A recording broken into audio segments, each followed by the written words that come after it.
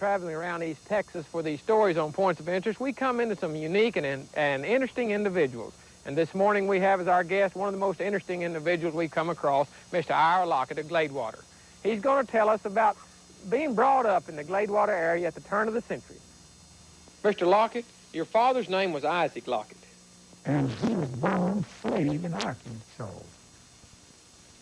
And in Civil War, surrender time was, they were free out there, and they come from Arkansas, his folks, from there here to Gladewater. And coming to Gladewater, they moved across the river over there, called a place called O'Mell's Lake. They settled around it. Well, they stayed there a few years, I don't know how many, and decided to come back to Gladewater and join church in Gladewater.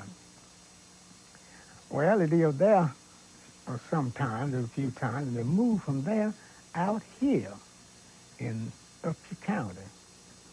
And they settled on the river back off behind where the church is there now, on the banks of the river over there inside. And they stayed there, and they decided then to build a church out here, him and his people, and then they did. Well, the St. James Church prospered, and Mr. Lockett's father prospered too, but it was through hard work. When the timber was cut out of the Sabine River bottoms, he started buying land. My daddy told me he bought, when he did bought, he'd give $1.50 for his land, what he bought. And he bought 38 acres just west of the old homestead of him and his mother and the grandfather. There where he built his house. He bought it and paid for it and built a home on it. He bought a span of mules, and he built, as I said, built a house on it. And his wife's sister, they lived in Gregg County. They come up here. The people, hard luck people, didn't think well, I guess you'd say it like that. And he let them live on the land and take them mules and rented land. Now, he's still a single man. He haven't married. And then he said, why he did like he done then, he said he knew someday he's going to marry some daughter, some man's daughter, and he won't have somewhere to carry her when he bought her. Well, he talked about those things, but I remember the mules. Tomorrow, some more stories from Mr. Ira Lockett of Gladewater. This is Carlton Corbin, and I hope to see you on the next Points of Interest. Address your correspondence to Points of Interest, care of KLMG, Post Office Box 5151, Longview, Texas, 75608. You can listen to somebody like George Plimpton, or Toni Morrison, or Lee Iacocca, or even Mr. Yeager, who we'll hear later, reading from their own works or talking about their own experiences.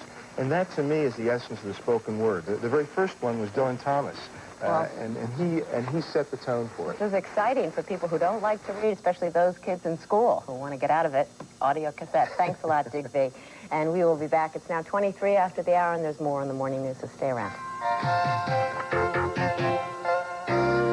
In our next half hour, test pilot Chuck Yeager struts the right stuff for us.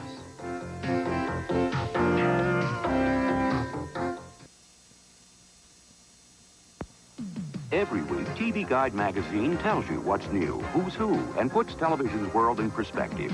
In the new TV Guide, meet Golden Girl Estelle Getty. She's a first-class performer and a world-class warrior.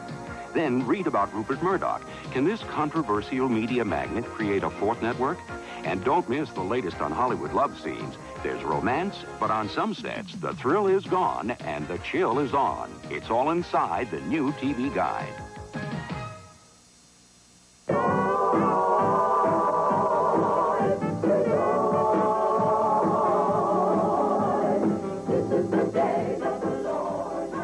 This is Pastor Michael Patrick Williams at Antioch Church in downtown Houston, and we invite you to share with us in a celebration of joy.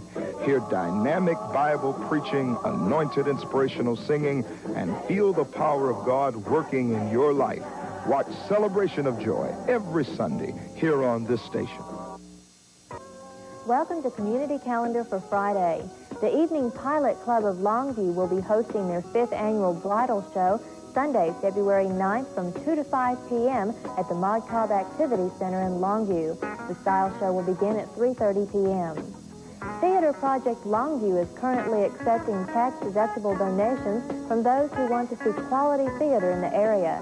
For more information, call 757-2476.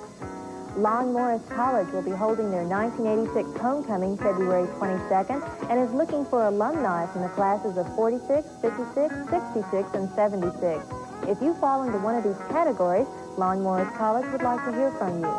If your club or organization has an event of interest to the East Texas area, please send the information 2 weeks prior to the activity to the address on your screen.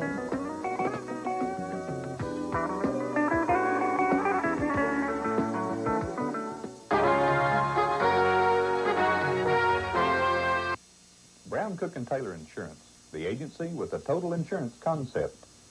Good morning. We at Brown, Cook and Taylor Insurance are proud to offer that personal, friendly service that East Texans expect. This ranges from life and health insurance to business liability and auto insurance through our unique total insurance concept. By coordinating your estate plan with your property casualty coverages, we can help you to avoid gaps in your financial future. Come see us at Brown, Cook and Taylor Insurance, Highway 80 East, Gladewater. I'm Rick Jackson with Jackson's Feed Store in Gladewater. We're a one-stop store for all your livestock and garden needs. We sell Big V feeds, handle a complete line of fertilizers, bug sprays, wormers, seeds, hardware, tack, even wood stoves. We offer fast and friendly service, and we're all interested in your satisfaction. It's a family-owned and operated store, and that's the best kind. We invite you to stop by. We're located on Highway 271 south of Gladewater at the Sabine River Bridge.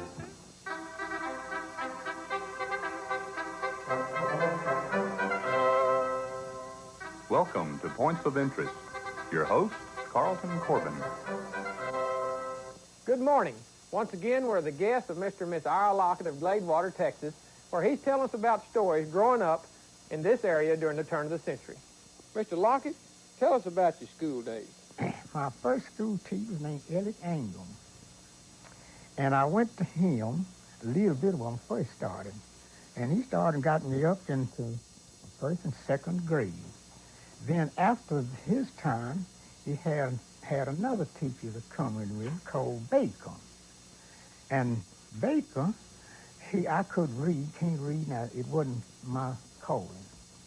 I couldn't read. And I decided, I said this one day to myself, whatever I read is printed. And that whoever printed that man's thinking. And I said this, kid now, I have as much right to think as he did, because I'm reading what he said. And I took it from that. And I started that way, and it brought me to where I think. And I think I do for myself. And one day my teacher had all the little children to sit on benches together. And as a man come there and got permission from the principal or the head teacher there, he wanted to go to school to ask the children, what are they going to school? What do they want to do when they got education, go out and lie for themselves? Well, I don't remember what the first boy said, right side, or girl, whoever. On this side, I don't know. Some people kind of this way, they want to see what I'm talking about, and maybe the other way, people like that now. Well, I wasn't studying nothing they said. I was thinking then, what could I say? Well, it got to me. He said, little boy, now what do you want to be? You could, So, well, I want to have a lot of land like my papa. And I want to have a big house on it like him. And I want to have land enough that I could have renters on my place to make a living. And then I wanted a sawmill or gin, didn't near me, just his machinery. Well, all right, I went on that and going through that. Then I come and set my plans. All of them things I wanted, white man, I'm talking to you, every stake I set out, I accomplished to that state. What did that superintendent or that man say when you told him what you wanted to do? He said these words, you save your little nickels. And when you get to be a man, you can buy yourself a lot of land like your papa, have renters on the place. Was he a black man or was he a white man? Now, you asked a big question. I was so little, he was light colored, I knew that. I was so little I couldn't tell what he was. But I made this decision. It bound to be a light-colored black man because I didn't think the white man had that much concern about nigger children. This has been one of the most enjoyable programs we've done on Points of Interest. I hope you've enjoyed it as much as we have. Address your correspondence to Points of Interest, care of KLMG, Post Office Box 5151, Longview, Texas. From 4 to 40 if they can get the job done. So professional, amateur, or otherwise, it should be the best athletes in the world in all the sports. Exactly. Ron Brown now with the L.A. Rams, and looks like he might be in the Olympics. We're certainly going to be watching, Ron. Thanks for talking with us so early out there in L.A. Sure, no problem. It is now 23 minutes past the hour. In our next half hour, what it was like living with some of the biggest stars in Hollywood. Well, for a fella who spent all his life saying they went that-a-way, you're pretty funny.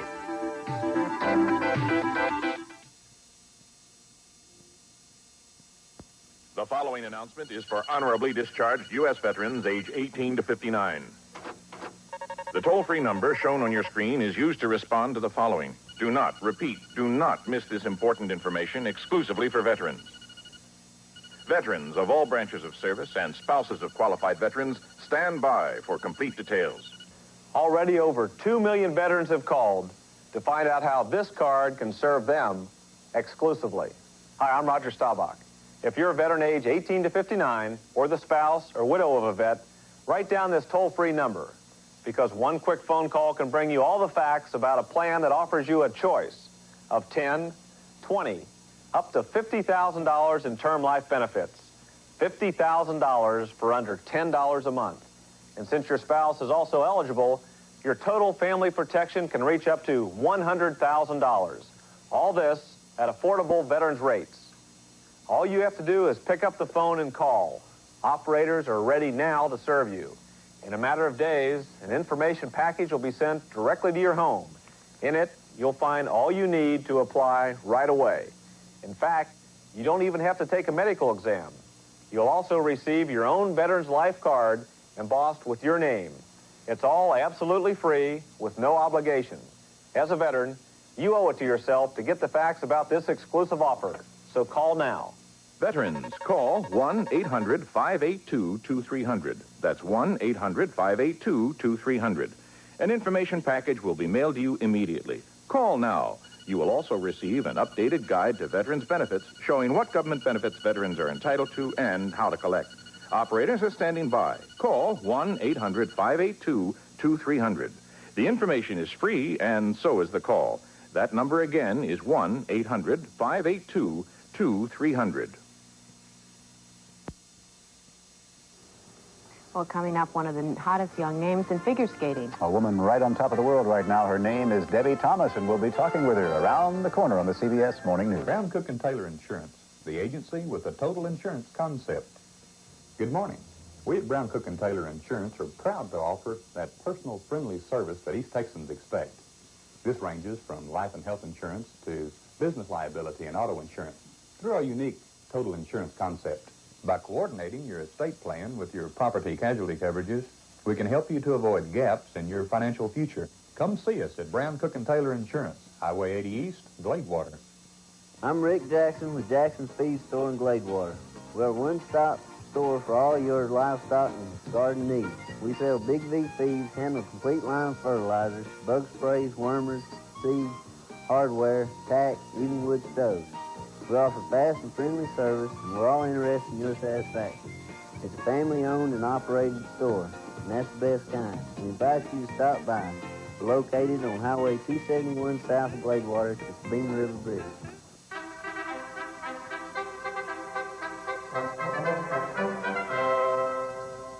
Welcome to Points of Interest.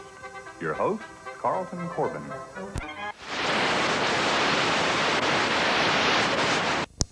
It's been a pleasure having him on our show, and I hope you've enjoyed him as much as we have.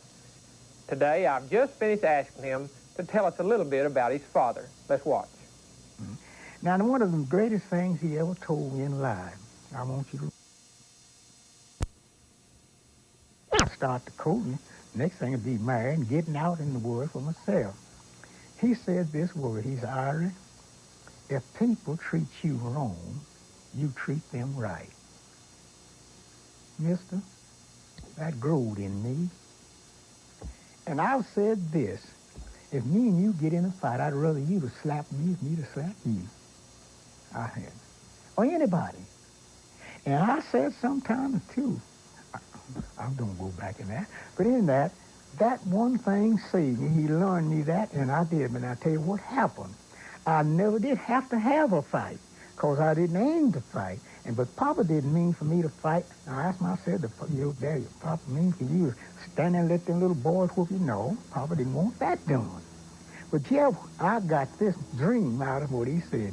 He want me, when I got in that shape, I was in that shape, I'd do my own thinking. If it's best for me to take a run, or test me to try to fight, he let me make that decision. And I made it. When I got that in me, God kept it so I never did have to fight. Never hit a schoolmate, never hit a white man, nobody in my life. Well, I willed for that, and God increased it.